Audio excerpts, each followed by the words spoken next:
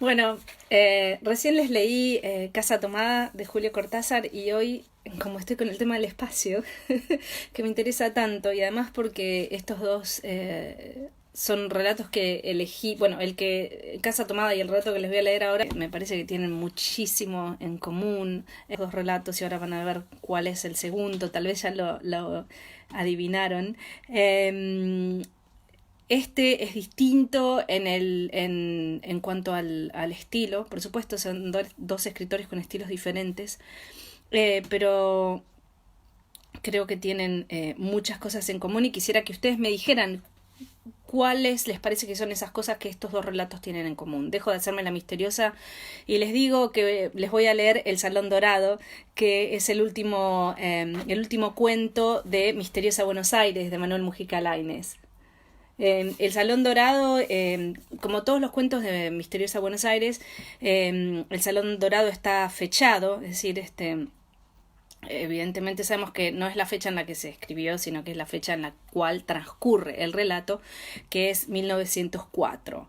Sabemos que Misteriosa Buenos Aires es una colección de relatos que van trazando la evolución, bueno, el nacimiento y la evolución de la ciudad de Buenos Aires, con el primer relato fechado en 1536, El hambre, y el último relato, fechado en 1904, El Salón Dorado. Es muy, muy interesante que estos dos relatos actúen como, digamos, como prensalibros. El hambre es un relato que transcurre dentro de lo que sería, de lo que hubiera sido, digamos, la primera fundación de Buenos Aires, el Fortín, digamos, que es un espacio cerrado, se supone que fue diseñado para proteger a las personas que están adentro, pero que termina matándolas, ¿no? Termina excluyéndolas de tal manera que las mata de hambre. Y el Salón Dorado, que es el último, digamos, el último como prensalibros, ¿no? de esta colección de relatos, tenemos una situación similar. Entonces, nuevamente quería proponerles que pensáramos en el tema del espacio, cómo el espacio nos define nuestra identidad y cómo el espacio también nos ancla en el tiempo, cómo nosotros definimos un espacio que necesitamos que nos ancle en un tiempo que nos define, si eso tiene sentido. Al mismo tiempo, en el Salón Dorado hay muchísima información, muchísimas referencias al cambio de siglo, digamos, a la entrada del siglo XX en la ciudad de Buenos Aires. Podemos pensar, o sea, no me voy a extender mucho en este momento, pero tenemos un momento de gobiernos de la oligarquía, ¿no? En la primera década del siglo XX. Y bueno, van a aparecer muchísimos nombres de la historia de la ciudad y de la república de principios del siglo XX y muchos mitos urbanos, mucha genealogía, mucha historia, mucha cosa. Así que es muy rico este cuento en cuanto a referencias históricas y culturales. Pero bueno, sin más, les leo El Salón Dorado de Manuel Mujica Lainez. Hace 5 días que la niña Matildita dejó de existir, y el Salón Dorado, en el cual tan poco lugar ocupaba, trémula, con su bordado eterno en el rincón de las vitrinas, parece aún más enorme, como si la ausencia frágil acentuara la soledad de los objetos allí reunidos, allí convocados misteriosamente por ese congreso de la fealdad lujosa que se realiza en las grandes salas viejas. Y sin embargo, nada cambió de sitio. Nada ha cambiado en el salón de encabritadas molduras en el curso de los últimos 15 años, desde que a él llevaron el lecho imposible de doña Sabina, todo decorado con pinturas al verniz Martín, y desde que en él se instaló erguida sobre las almohadas la anciana señora. Todo está igual. la chimenea de mármoles y bronces, los bronces y mármoles distribuidos sobre mesas y consolas, las porcelanas tontas de las vitrinas, las cortinajes de damasco verde que ciñe de la diadema victoriana de las cenefas, y los muebles terribles, invasores, prontos siempre a la traidora zancadilla, que alternan el dorado con el terciopelo y cuyos respaldos y perfiles se ahuecan, se curvan, se encrespan y se enloquecen con la prolijidad de sus ornamentos bastardos. La presencia de la cama ha dejado de inquietar a sus vecinos numerosos. En 15 años tuvieron tiempo de habituarse a ella y al hecho de que su incorporación haya transformado al cuarto en algo híbrido, algo que no es totalmente ni sala ni dormitorio. Merced a ese traslado, la sala que sólo se abría de tarde en tarde para las recepciones alcanzó una existencia de inesperada novedad. En ella, a lo largo de 3 lustros, 3 personas han convivido. Doña Sabina en el lecho distante, como un soberano en su trono. La niña Matildita junto al bastidor, cerca de la chimenea en invierno, cerca de la ventana cuando el calor apretaba, y Ofelia, el ama de llaves, entrando y saliendo sin acomodar mucho porque la señora no quiere que toquen sus cosas. Y nadie más. En 15 años, salvo algunas visitas espaciadas, salvo uno que otro médico, nadie ha entrado en la sala de la calle San Martín. La sordera creciente de doña Sabina terminó por aislarla. Y su carácter también, su carácter autoritario, egoísta, celoso, quejoso, de tal manera que la vida infundida por las 3 mujeres al ancho aposento ha sido curiosamente estática, como si ellas también fueran 3 muebles extraños sumados a la barroca asamblea.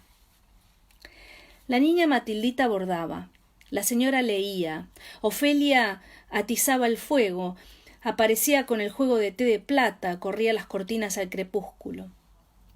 La niña Matildita bordaba siempre flores y pájaros sobre unas pañoletas.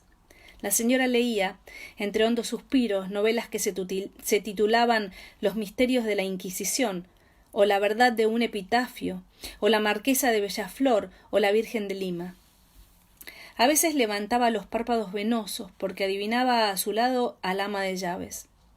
Había aprendido a entender lo que le decían por el movimiento de los labios.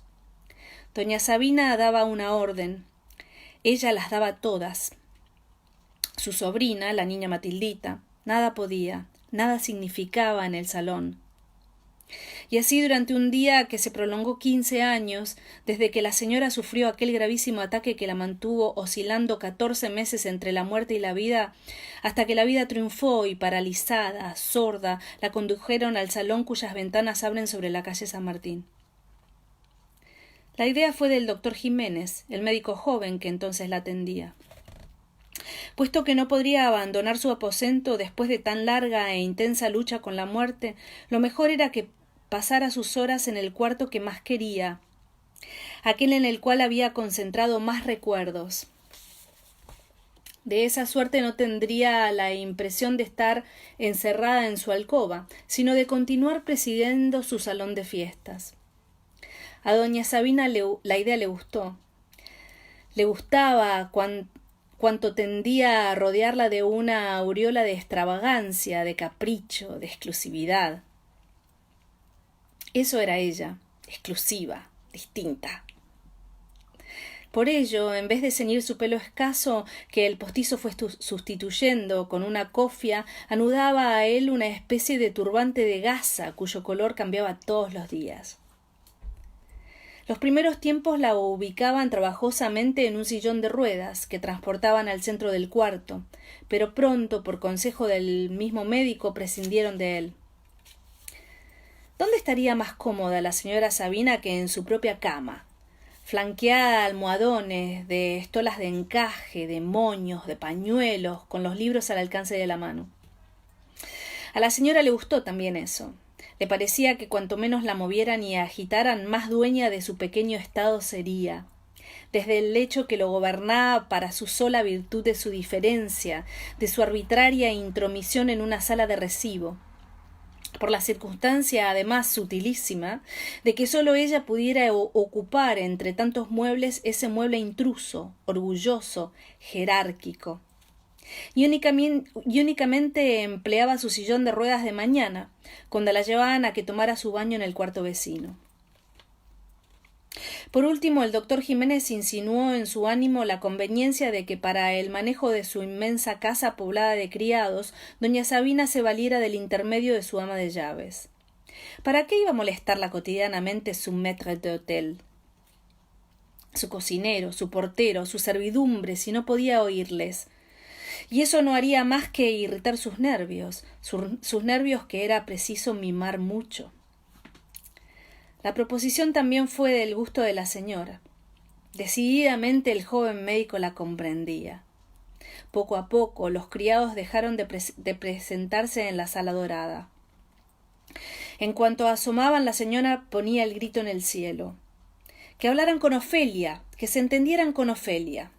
Ella no los necesitaba en su cuarto.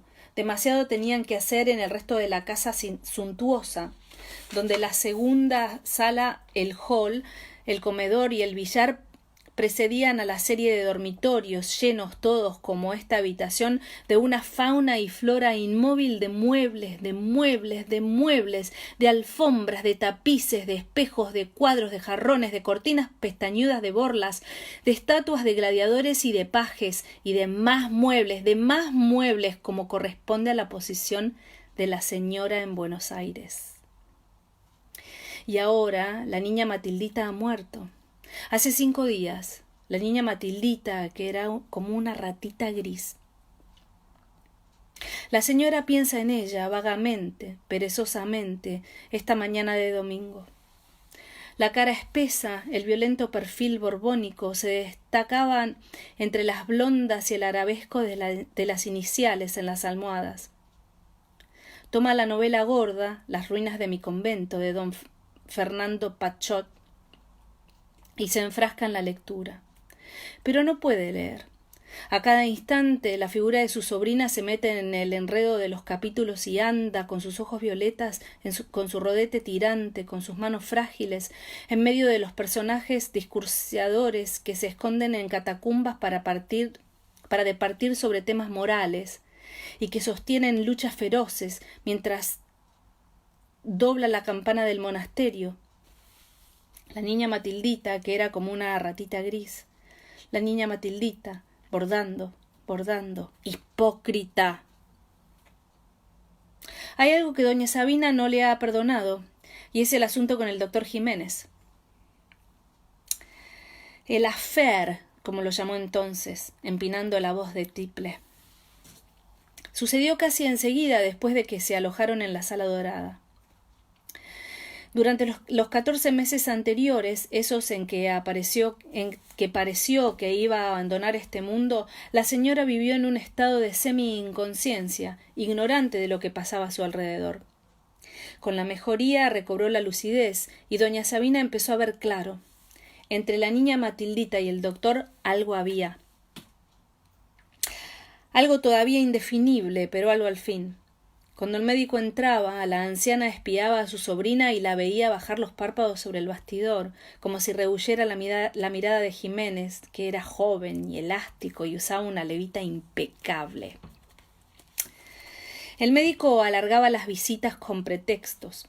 Al comienzo, doña Sabina creyó que lo hacía porque sus cuentos le interesaban. Había sido famosa en los salones porteños por el arte de narrar. Así que desplegó ante él sus fuegos de artificio, sus antiguos relatos que reclamaba con ademanes y exclamaciones. El cuento de cuando conoció a la emperatriz Eugenia en París durante la Exposición Universal del 67. Aquí solo Carlota Romero ha tenido unos hombros como los suyos. El cuento del asesinato de Felicitas Guerreros de Álzaga en 1872. El del casamiento de Fabián Gómez con la Gabotti, en 1869. Sobre Fabián Gómez poseía detalles inauditos, por su vínculo con los Sanchorena y los Malaver. Al recordarlo, erguía como un fabuloso castillo la enumeración de las propiedades de doña Estanislada. Y luego se arrojaba a referir aventuras del conde de Castaño, sobre todo aquella de la comida en que una cocotte célebre, Cora Pearl, la señora apagaba la voz, surgió desnuda del interior de un pastel de hojaldre. Un día en que por segunda vez recitaba el episodio para el doctor Jiménez, sorprendió en un espejo la mirada de inteligencia cambiada entre el médico y su sobrina. Sintió de inmediato como si se le helara el corazón, y sus celos impetuosos se erizaron mientras proseguían las descripciones. Fabián tuvo que regalarle un collar de perlas de 8 hilos para decidirla a hacerlo. Rió el doctor y doña Sabina adivinó en sus labios las palabras amables, pero se había roto el sortilegio. Le habían producido la llaga peor, la herida en plena coquetería. En cuanto el doctor Jiménez salió del cuarto, declaró que estaba harta de ese médico y que quería ensayar otro. Inútiles fueron las observaciones de la niña Matildita, esa falsa, y de Ofelia, esa estúpida. Se negó a atenderlas y se hundió en su libro respirando pesadamente. Más tarde hizo una escena atroz a su sobrina con un motivo fútil y Jiménez ya no regresó a la casa de la calle San Martín. La niña Matildita, siempre en su rincón, bordando, farsante. Seguramente calculaba que algún día la podría heredar y que esa casa y los coches y la fortuna le pertenecerían. Y ahora ha muerto la ratita gris. Ah, mejor es no pensar en cosas tristes, en el desagradecimiento, en el cálculo, en la incomprensión. Hoy es domingo. La señora tomará su baño caliente y de nuevo en la cama rezará su misa. Después reanudará la lectura truculenta de Pachot, que obra como un narcótico, porque de lo contrario se obsesionará y terminará por ver al pequeño fantasma de su sobrina junto al solitario bastidor, bordando. Ofelia la alza en sus brazos robustos y la lleva al baño en un sillón de ruedas. Ofelia, ahora quedarán frente a frente hasta el fin. Pero así la lucha será más equilibrada. Antes eran 2 contra 1, 2 conspiradoras frente a la señora rica, sorda, tullida. Ofelia con su masculina brusquedad, taciturna, severa. Debió librarse de ella hace muchos años. A esta altura es imposible. Pero quizás ahora convenga que alguien más entre en el salón dorado, porque si no concluirá por perder la razón y por gritar entre sus muebles indiferentes y pomposos. Quizás sería bueno abrir las puertas a esos criados que sirven en su casa hace tantos años y algunos de los cuales no conoce. Mientras lo imagina, su vanidad la inflama con una pasión de papel altivo que representa desde que enfermó. No, la señora Sabina no ve a nadie. No hay en Buenos Aires nadie tan original, tan exclusivo como la señora Sabina. ¿Qué comentarán en Buenos Aires? ¿Qué dirán de la señora excéntrica de la calle San Martín, amurallada detrás de sus estatuas, de sus canapés, de sus marquises, de sus armarios? Ofelia es como un hombre. A ninguno se le ocurriría pensar en ella como mujer. Y cuánto quiso a la niña Matildita. Eso también lo advirtió la señora. Todo tenía que adivinarlo, porque vivían ocultándole, fingiéndole. Tal vez la quiso demasiado, vaya uno a saber. Pero ahora la ratita gris ha muerto. Ofelia le frota suavemente la espalda con el perfume finísimo. Le viste el batón, la empolva, le retoca el turbante transparente, la deposita en el sillón de ruedas. Muy despacio vuelven a la sala. Doña Sabina la abarca con sus ojos protuberantes. Ah, ella no oirá nada, pero ve muy bien. Ve hasta el último pormenor, hasta el objeto más mínimo de sus vitrinas repletas. Qué hermoso es el salón dorado, el salón de las grandes recepciones.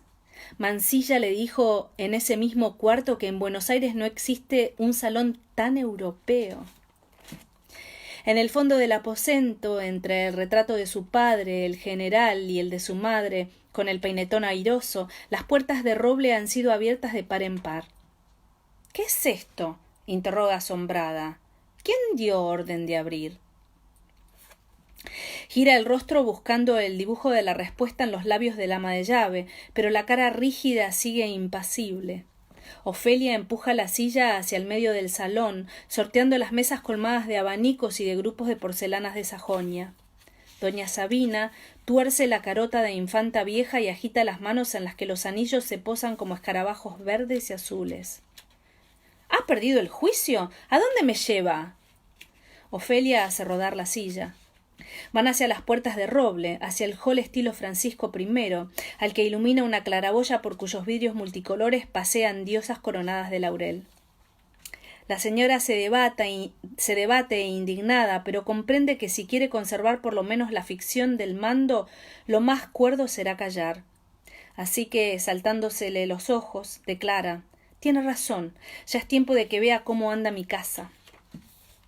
Y en verdad siente una súbita nostalgia de su casa inmensa, que no recorre hace 15 años, y en cuyo corazón permaneció enclaustrada como una absurda bella durmiente, protegida por una selva de muebles y tapices. Tiene razón, Ofelia, me parece que su voz se quiebra porque han salido al hall y no lo reconoce. En lugar de la luz enjollada que proyectaban las mitologías de la claraboya, una triste penumbra se aprieta en los ángulos y flota en el aire. Instintivamente mira hacia arriba. Largas manchas negras oscurecen el vitral. Sus ojos se habitúan un poco a la tiniebla. ¿Y la araña? Grita. ¿Y los cofres? Porque la araña colosal, en cuyos bronces reían los faunos, no pende ya del techo, y los cofres tallados no se alinean contra el damasco rojo de las paredes. Doña Sabina da rienda suelta a sus nervios. Sus uñas cuidadas se crispan en los brazos del sillón. ¿Dónde están, Ofelia? ¿Dónde está todo? ¿Dónde están los cuadros? Los cuadros superponían sus marcos esculpidos hasta el cielo raso. Uno representaba a Napoleón premiando a un granadero de su guardia. Otro representaba el interior de un taller donde la modelo púdica se entibiaba junto al fuego. Otro mostraba a un prelado conversando con una marquesa. Otro. Pero no hay ninguno. No hay nada. Ni cuadros, ni muebles, ni araña, ni tapices. Solo una mesa redonda y algunas sillas desterradas dan más relieve a la amplitud desnuda de la habitación. La anciana impotente escruta la fisonomía de Ofelia. ¿Dónde está todo, ladrona? ¿Dónde están los mucamos? Llama a los mucamos. Levanta la voz. A ver, alguien, vengan. Y entre tanto la silla rueda lentamente. El ama de llaves la detiene delante de la puerta que da al comedor. En su panel central hay clavado un cartel. Bruno Di Giorgio, sastre. Entran allí. Los cortes de género se apilan sobre un mostrador. Los maniquíes rodean a la estufa, encima de la cual permanece como un testigo irónico el lienzo pintado de la carrera de Atlanta, que imita un gobelino. Allí hay más luz. Doña Sabina advierte que los labios de Ofelia se mueven y descifra sus palabras. Se empezó a vender todo hace 15 años, cuando usted estuvo enferma. En aquel tiempo comenzó la ruina. ¿Cómo la ruina? ¿Qué ruina? La señora se mesa el pelo postizo y desordena el turbante. Están de nuevo en el hall. En la puerta del billar, otro rótulo anuncia: Valentín Fernández y compañía, remates y comisiones. Y el de la segunda sala dice: Ascona, compostura de objetos artísticos. Y así las inscripciones se multiplican de habitación en habitación. Al pie de la escalera, cuyo arranque enaltecía un trovador de mármol, desaparecido como el resto de los objetos y de los muebles, se amontonan los letreros y las flechas que señalan hacia arriba. Mademoiselle Saint-Ogne, sombrerera. Carmen Torres, flores artificiales. Gutiérrez y Morandi, fotógrafos.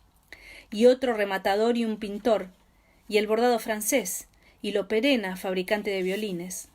Un tic estremece a doña Sabina. La niña Matildita, recalca Ofelia imperturbable, trabajaba para el bordado francés. Gracias a ella y al alquiler de los cuartos, usted pudo seguir viviendo en la casa. ¿Pero con qué derecho? ¿Cómo no se me previno? ¿Con qué derecho? Los médicos aseguraron que sería fatal que usted se enterara, y a medida que pasaba el tiempo las cosas se ponían peor. El mal venía de lejos, del tiempo de su hermano. Usted había gastado mucho. Las hipotecas, la administración. Había que decírmelo. Yo insistí 100 veces para que se lo dijeran, pero no hubo nada que hacer. La niña Matildita se opuso. Esa entrometida audaz, resolviendo. Ofelia recorta los vocablos y las muecas le tironean los rasgos hombrunos. La niña Matildita fue una santa. Cuando el doctor Jiménez quiso casarse con ella, lo rechazó para no dejarla a usted. La señora ahoga un suspiro. Sus viejos celos están ahí, verdes, vibrantes, tan fuertes como el desconcierto que la sobrecoge. Regresan a través del hall sórdido. En un extremo el salón dorado brilla, palaciego. Más acá están la neblina, la impureza, la destrucción, los damascos moteados por la humedad, los cristales sucios, la soledad dominguera de esa casa que el lunes se llenará de extraños, sus dueños. Doña Sabina no quita los ojos de los labios de Ofelia, de la cara de medusa de Ofelia. La niña Matildita fue una santa. Vivió para usted, para que usted no sufriera. Y Ofelia rompe a llorar con un llanto grotesco, un llanto de hombre desesperado. El salón de fiestas, con la cama de Bernie Martín al fondo, hace pensar en una nave magnífica, una galera a la que la tormenta obligó a anclar en un puerto de brumas, habitado por gentes miserables, rapaces, hostiles.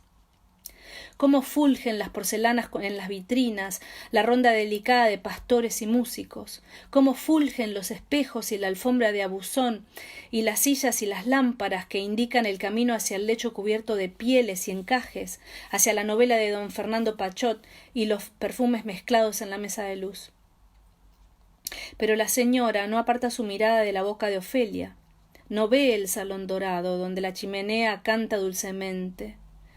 No ve nada más que la boca de Ofelia. Yo me voy, señora Sabina. Tengo que anunciarle que me voy ahora mismo.